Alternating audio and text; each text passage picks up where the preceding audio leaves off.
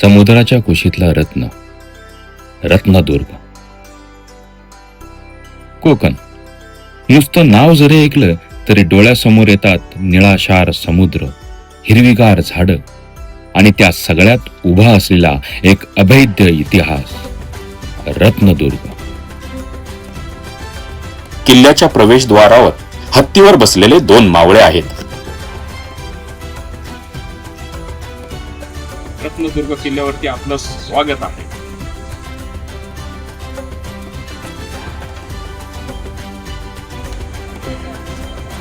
रत्नदुर्ग किल्ला हाच रत्नगड किल्ला म्हणूनही ओळखला जातो. हा किल्ला रत्नागिरीपासून सुमारे 2 किलोमीटर अंतरावरती आहे. रत्नागिरीच्या किनाऱ्यावर वसलेला हा किल्ला 3 बाजूंनी समुद्राने वेढलेला, जणू काही लाटांनीच त्याला कवटाळलंय. रत्नदुर्ग किल्ला हा शिवाजी महाराजांनी जिंकला बहामनी सुलतानाच्या काळात 17व्या शतकामध्ये. रत्नदुर्ग किल्ल्यावरती भगवती देवीचं मंदिर आहे. किल्ल्याच्या आत प्रवेश केला की तुमचं स्वागत करतं भगवती देवीचं पवित्र मंदिर. इथं येणारा प्रत्येक जण मनातली इच्छा घेऊनच येतो आणि समाधान घेऊनच जातो. आणि मग जेव्हा तुम्ही किल्ल्याच्या तटबंदीवर उभे राहता, समोर असतो अथांग अरबी समुद्र.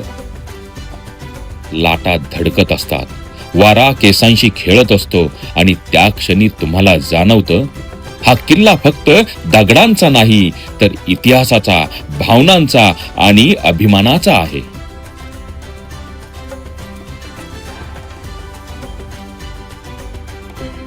इतिहासाच्या पानांवर नजर टाकली तर कळतं हा किल्ला अनेक सत्तांच्या उदय अस्ताचा साक्षीदार आहे.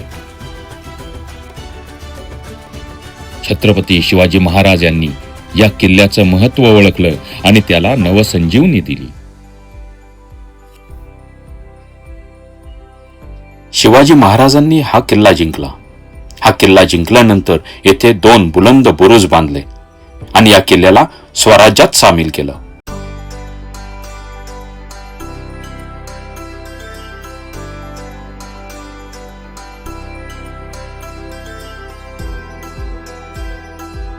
किल्ल्याचं मूळ बांधकाम बहामनी सुलतानाच्या काळात झालं असलं तरी या किल्ल्याला खरा अर्थ आला तो शिवाजी महाराजांच्या स्पर्शाने.